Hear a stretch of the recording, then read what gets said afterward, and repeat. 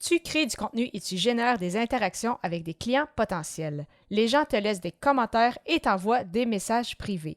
C'est super. Cependant, il ne faut absolument pas que tu fasses cette erreur.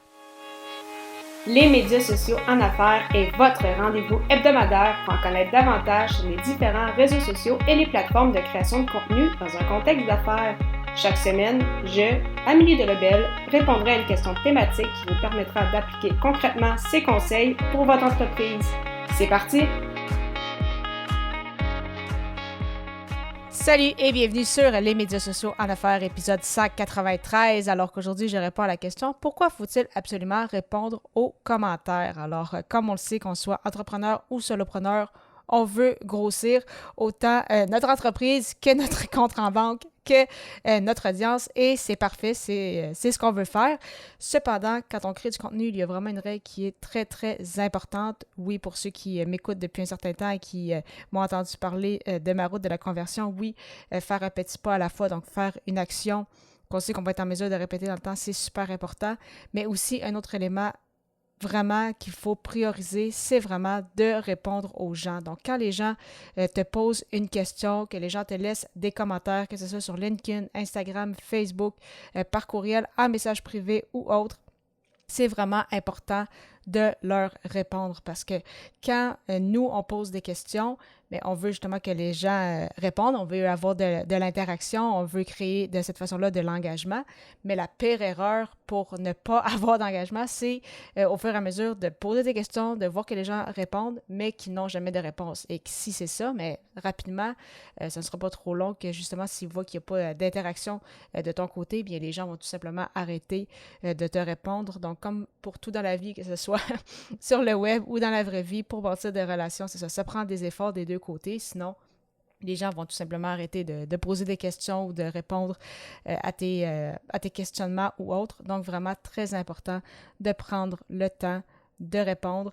Si jamais pour X, Y raison, un jour, ça explose et que ça va super bien, c'est super, on aime ça, mais dans ces moments-là, donc, peut-être faire appel à un gestionnaire de communauté ou engager quelqu'un, une adjointe virtuelle ou autre, pour justement que cette personne-là puisse t'aider à répondre aux messages ou au moins s'assurer qu'il y ait eu un minimum de communication avec le client. À ce moment-là, peut-être dire à la personne, bon, ben, par exemple, c'est plus facile de communiquer avec un tel par courriel si c'est de cette façon-là que tu aimes mieux travailler. Sinon, déjà préparer à l'avance peut-être des questions, en fait, des réponses à certaines questions qui reviennent souvent. Donc, vraiment essayer de donner vraiment des retours aux gens. C'est ce qu'il y a vraiment de plus important, en fait, sur le web. C'est ça, cette confiance-là, cette connexion-là et justement le fait de bâtir des relations.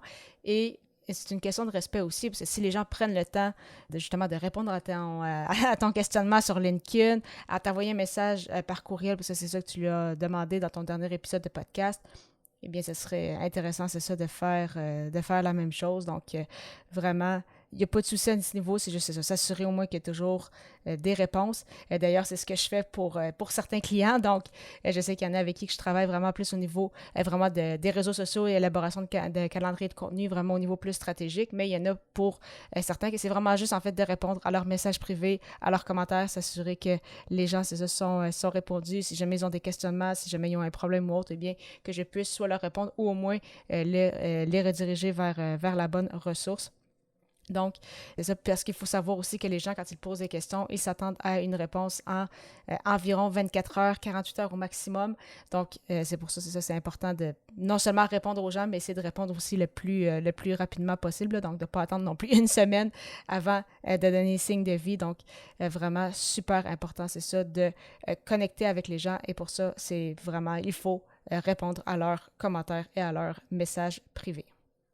Tu crées du contenu, mais tu aimerais partager ton message par le biais d'un blog ou d'un podcast. Ça tombe bien, j'ai un guide gratuit sur le sujet. Pour le télécharger, tu vas simplement te rendre au amiedelebel.com/guide. Alors, une belle façon de générer justement des commentaires et messages avec ton audience. Et au plaisir de te retrouver pour la 194e émission de ce podcast, alors que le sujet sera « Comment réutiliser ces pièces de contenu les plus populaires ». À très bientôt!